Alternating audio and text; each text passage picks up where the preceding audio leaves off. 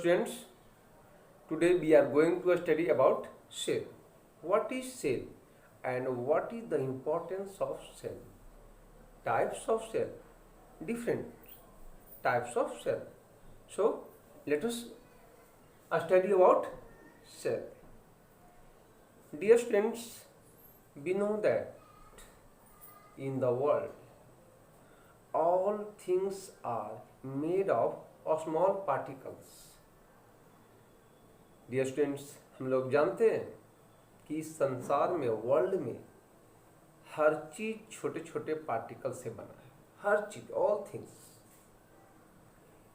और हर चीज एक पार्टिकल जो बना है, पार्टिकल से बना है, उसमें कुछ लिविंग थिंग्स हैं, कुछ नॉन लिविंग थिंग्स हैं. इसमें देखा जाए तो सेल भी, बॉडी भी जो सेल से बना है वह भी एक लिविंग थिंग्स होता है. तो जिस तरह दुनिया में, वर्ल्ड में हर all things made up of very small particles, उसी तरह हमारे बॉडी भी एक छोटे छोटे पार्ट से बना है. उस पार्ट को हम सेल कहते हैं. उस पार्ट को हम सेल कहते हैं. बॉडी हमारा छोटे छोटे पार्ट से बना है. छोटे छोटे पार्ट और ऑर्गन इसमें डिफरेंट होता है. जैसे हम बात करते हैं, हमारा बिल्डिंग जो बना है वह ब्रिक से बना है. बिल्डिंग क्या किससे बना है? ब्रिक से. और अगर बात करेंगे कि ब्रिक को अगर जोड़ दिया जाए तो ब्रिक को जोड़ने से क्या बनता है? बाल बनता है, दीवार बनती है. ब्रिक को जोड़ने से वाल बनती है. और बाल को आपस में कनेक्ट करने से एक रूम बनता है. आपस में कनेक्ट किया जाए तो एक रूम बनता है.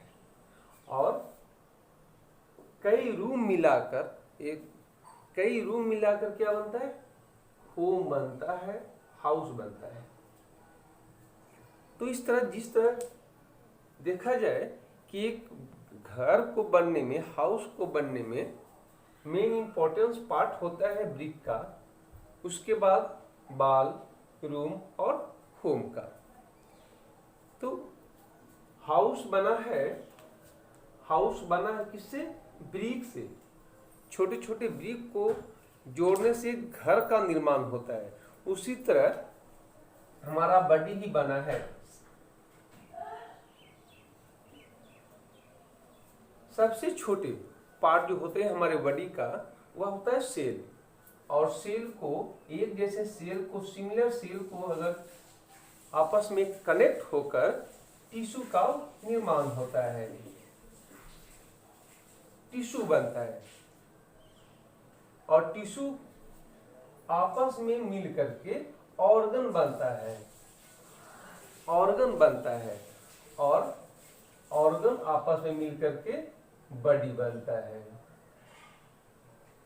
ऑर्गन आपस में मिल करके बॉडी का निर्माण होता है.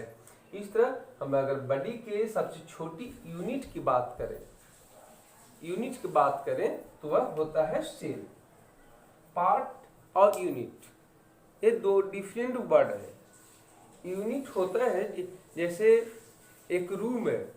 एक रूम की बात करें तो रूम में हर चीज हम रख सकते हैं. जो खाने पीने की चीजों को रख सकते हैं, रहने के लिए उसमें रख सकते हैं. यानी एक रूम एक घर का हर चीज को समेटे हुए रहता है. उसे हमारी हर आवश्यकता को पूरा करने के लिए वो एक रूम पर्याप्त होता है. उसी तरह एक सेल होता है. सेल में हर चीज होता है. उसमें एनर्जी का फॉर्मेशन की बात किया जाए, डाइजेशन की बात किया जाए, डिवीजन की बात किया जाए, हर चीज उसमें सम्मिलित होता है. तो एक कंप्लीट पार्ट कर सकते हैं. और वह छोटा पार्ट होता है जिसमें हर चीज कंप्लीट होता है. इसलिए सेल को क्या सकते हैं, क्या स्ट्रक्चर एंड फंडामेंटल यूनिट होता है। स्ट्रक्चर एंड फंडामेंटल यूनिट होता है सेल, जिसमें हर चीज होता है जो एक से एक बॉडी के लिए जरूरी है। तो उसमें एक पार्ट ऑर्गन, अभी बात करेंगे ऑर्गन का, जैसे लीवर की बात करें, स्टोमिक की बात करें, लंग्स की बात करें, ये सब ऑर्गन होता है जो एक फिक्स काम को करता है, फिक्स फंक्शन उसका होती है ऑर्गन का। लेकिन सेल का उसमें हर काम होता है। लंग्स का काम भी सेल करता है एक छोटी इकाई के तौर पर, लीवर का काम भी सेल करता है एक छोटी इकाई के तौर पर, स्टोमिक का काम भी सेल करता है एक छोटी इकाई के तौर पर। इसलिए हम सेल क्या होता है उसको देखेंगे। Cell is the structure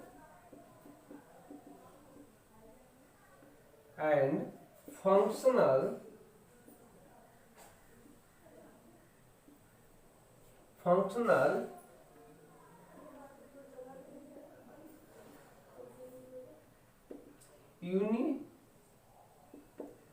unit of life. Cell is the structure and functional unit of life. इसलिए सेल को क्या कहा गया है? स्ट्रक्चर एंड फंक्शनल कहा गया है।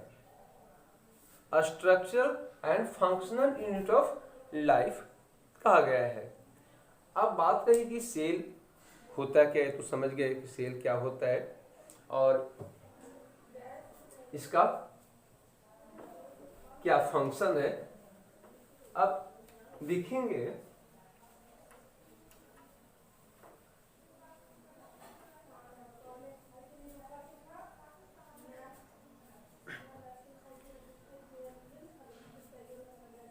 जिस ब्रांच में सेल को हम स्टडी करते हैं, हर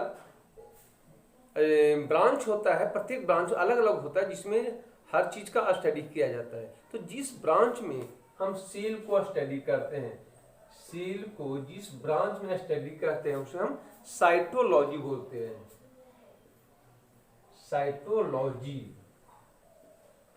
साइटोलॉजी वह ब्रांच होता है जिसमें हम सेल के बारे में स्टडी करते हैं। Cytology is the branch of biology where we study about cell.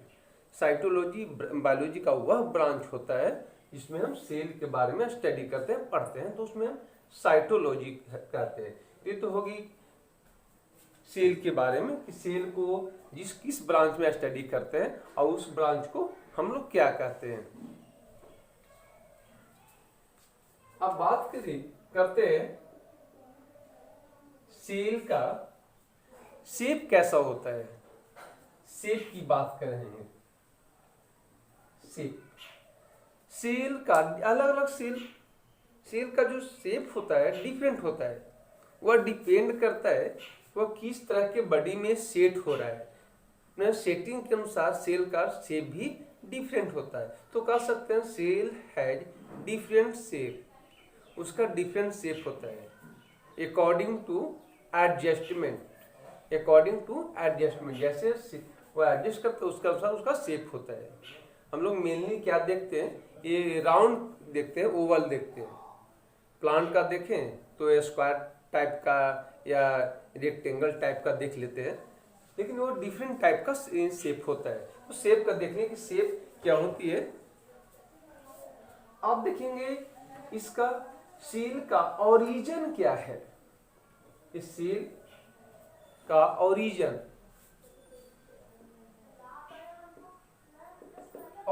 क्या है। सेल जो बर्ड है, सेल बर्ड लैटिन वर्ड से बना है सेलुला से। सेल वर्ड लैटिन वर्ड से बना है, सेलुला से बना है।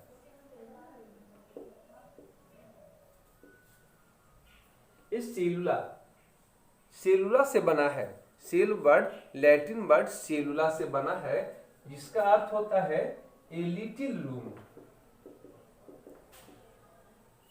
ए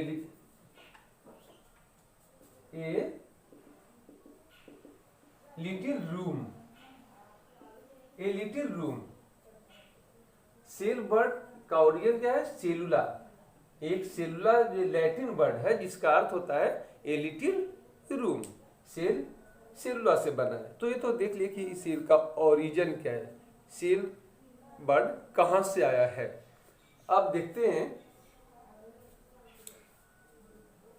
इसका डिस्कवरी किसने किया था।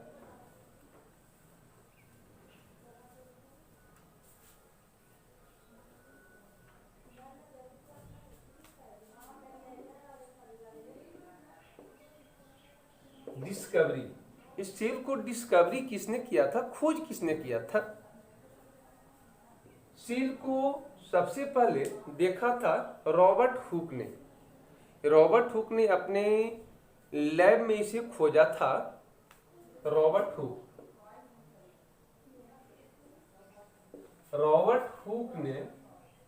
हुक ने खोजा था 1665 में, जब वह अपने लैब में बैठे हुए थे और एक ब्लेड से एक कॉर्क को काट रहे थे।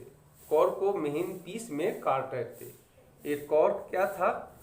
ओक ट्री था स्पेनिश का, उसी को काट रहे थे। ओक ट्री को काट रहे थे छोटे छोटे, और अपने बनाए हुए माइक्रोस्कोप में उसको जब देखे तो वह दिखाई पड़ा इस तरह का, ये जो है इस तरह दिखाई पड़ा,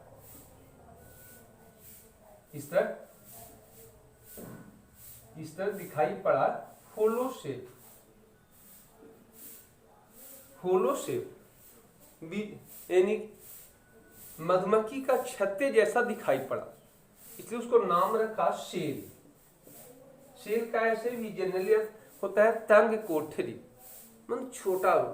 तंग कोठरी इतना बड़ा नहीं है, छोटा रूम जिसमें जैसे तैसे रहा जा सकता है।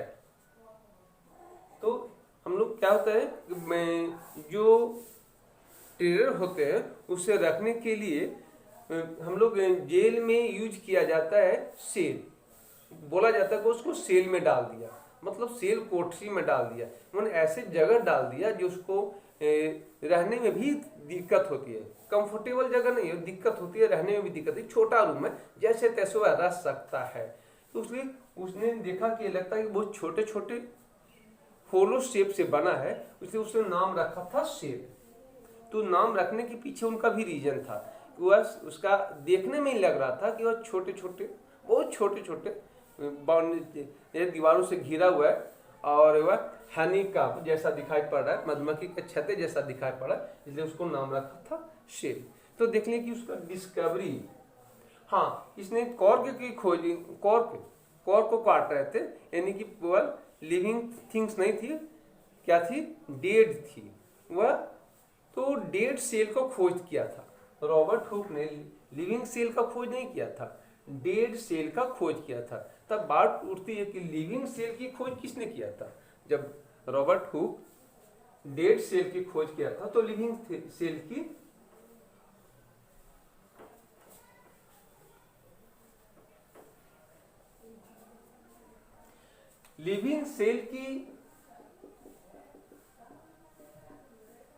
लिविंग सेल की खोज किया था ल्यूवेनहॉक।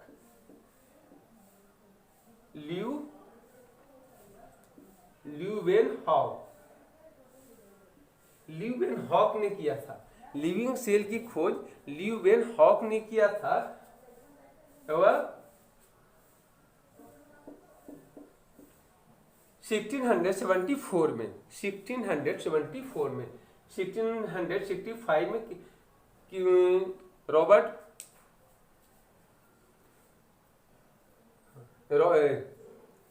1665 में रॉबर्ट हुक ने किया था, और 1674 में ल्यूवेनहॉक ने किया था लिविंग सेल की खोज।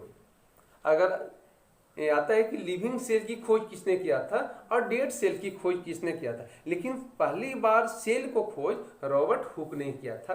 ये बात है, बशर्ते इन्होंने लिविंग सेल की खोज किया तो अलग बात है, लेकिन सबसे पहले सेल को खोज उसी ने किया था, रॉबर्ट हुक ने। तो लिविंग सेल की खोज किया था, वह भी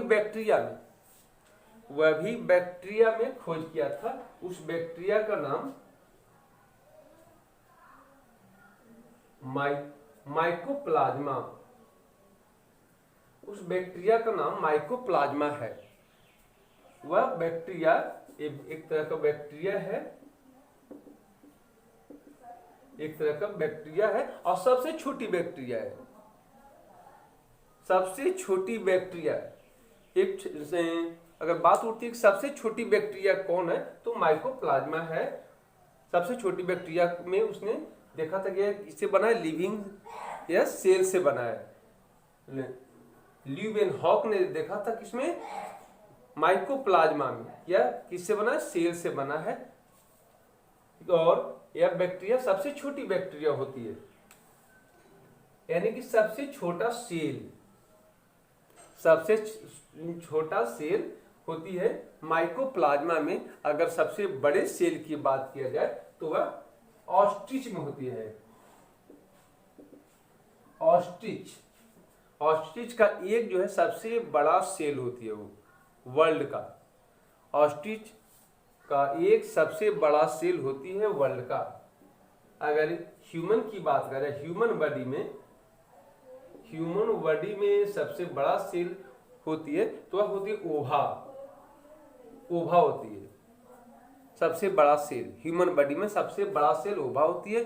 अगर सबसे छोटे सेल की बात किया जाए तो वह स्पर्म होती है। ये बिगेस्ट सेल, बिगेस्ट सेल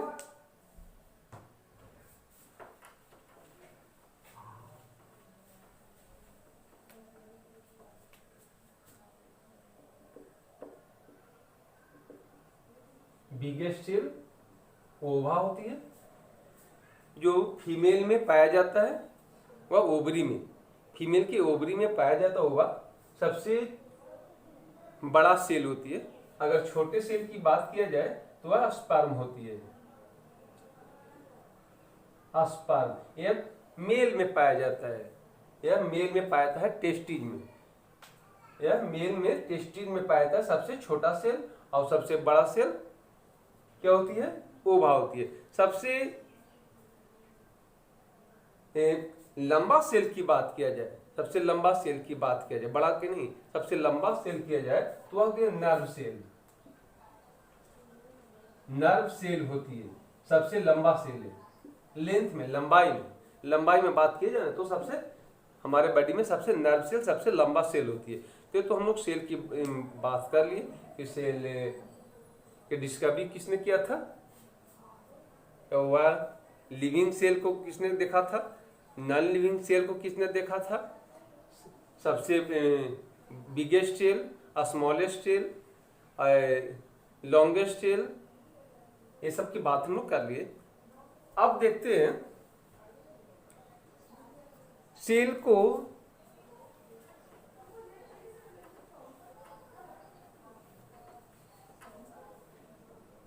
एक साइंटिस्ट हुए के.एफ. वुल्फ। के.एफ.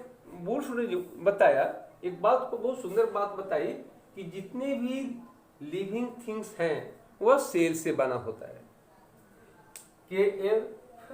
वुल्फ ने बताया कि जितने भी all living things are made of cell. K F. Wolff ने बताया कि जितने भी लिविंग थिंग्स होते हैं वह सेल से बने होते हैं। ये इनका मत था, के.एफ. वुल्फ का। आप देखते हैं, ये तो हो गई सेल के बारे में। अब टाइप्स ऑफ सेल,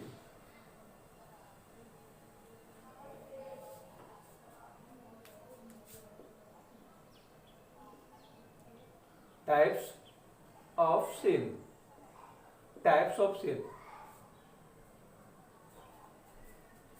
सेल को दो टाइप में बांटा गया है।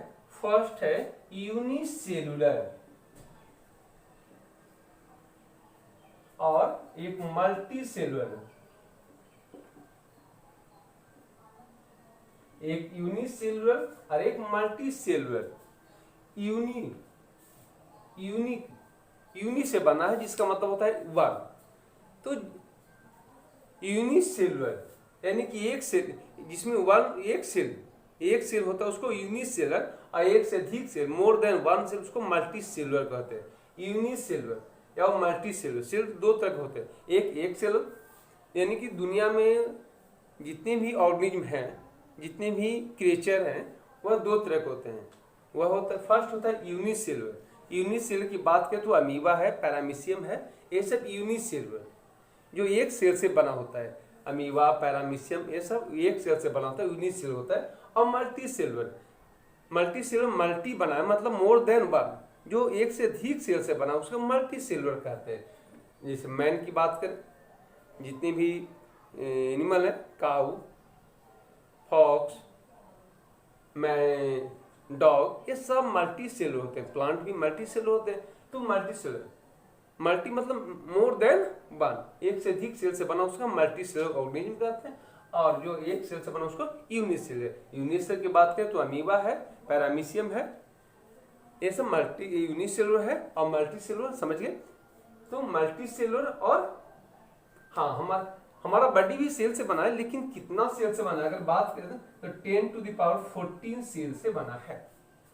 Human body 10 to the power 14 cell से बना है, यानी कि 10 पर अगर 1 पर 14 जीरो को ऐड कर दिया जाए तो हमारा सेल पता चलेगा कितना सेल से बना है। तो नंबर ऑफ सेल की बात हो गई हमारे बॉडी में। अब देखेंगे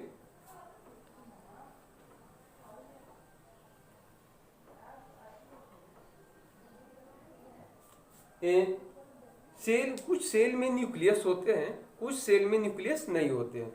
उसके आधार पर भी सेल को हम दो कैटेगरी में चेंज कर सकते हैं, बांट सकते हैं। फर्स्ट होता है karyotic cell.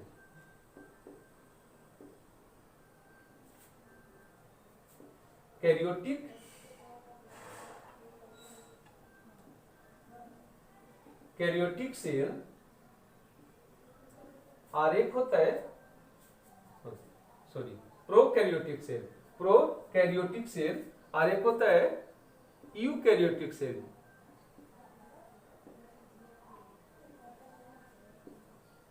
Eukaryotic cell, prokaryotic cell और यूकैरियोटिक सेल को दो कैटेगरी में बांटते हैं, प्रोकैरियोटिक सेल और यूकैरियोटिक सेल।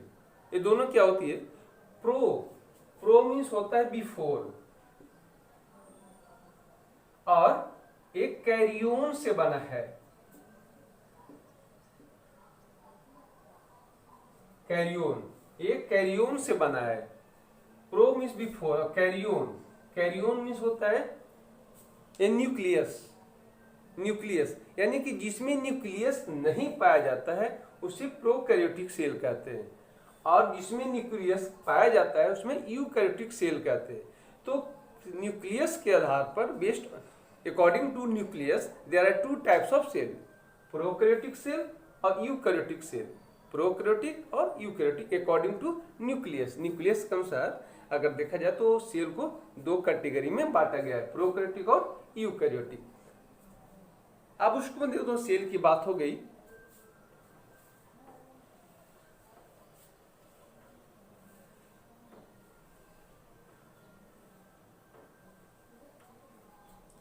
अब ये देखेंगे ये सेल होती क्या है, दिखने में कैसी है।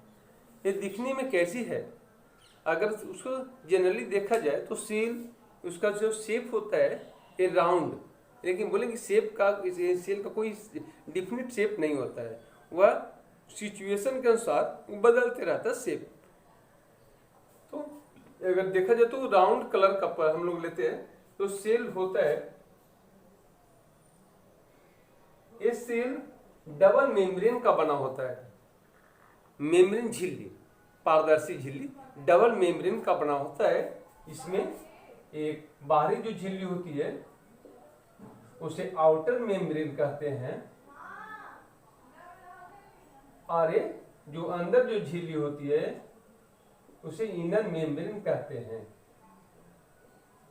इनर मेम्ब्रेन कहते हैं, बाहरी झिल्ली आउटर मेम्ब्रेन या इनर मेम्ब्रेन। और इसके बाद झिल्ली के अंदर एक जेली टाइप का लिक्विड होता है। झिल्ली के अंदर क्या होता है, जेली टाइप का लिक्विड होता है, उस लिक्विड को साइटोप्लाज्म बोलते हैं, उसे हम साइटोप्लाज्म बोलते हैं। उस झिल्ली को उस लिक्विड को साइटोप्लाज्म बोलते हैं, जो जेली टाइप का होता है।